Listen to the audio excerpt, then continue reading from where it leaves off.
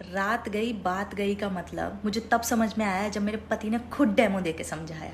मतलब रात को हमारी कितनी भी जोर से लड़ाई हो जाए, महाभारत हो जाए, महासंग्राम हो जाए, कमरा एकदम रणभूमि बन जाए, उसको सुबह याद ही नहीं होता कि रात को हुआ क्या था। हमारे ओपिनियंस नहीं मिल रहे होते, हमारी थिंकिंग नहीं मिल रही होती है, हम मतलब सब खत्म मतलब दी एंड, अब नहीं रहेंगे साथ में वाली स्टेज आ जाती है। मतलब कि लड़ाई का लेवल वो होता है कि एक दूसरे के साथ रहने के बाद भी एक दूसरे को ब्लॉक कर देते हैं। वो लेवल होता है लड़ाई का कि तुम्हारी शक्ल ही नहीं देखनी है मुझे। पर पता नहीं सुबह उसको क्या हो जाता है, सुबह वो ऐसे उठता है जैसे स्वर्ग से कोई परा उतरा हो धरती पे। मुझे कभी कभी लगता है कि ये मेरे अकेले का ही है, ये आदमी ऐसे ही होते हैं। मतलब मैं लड़ाई के बाद over thinking, stress, anxiety, depression, पूरा सब कुछ लेके उसके साइड में रो रही होती हूँ और वो मेरे बगल में कुंभकर्ण की तरह सो गया होता है।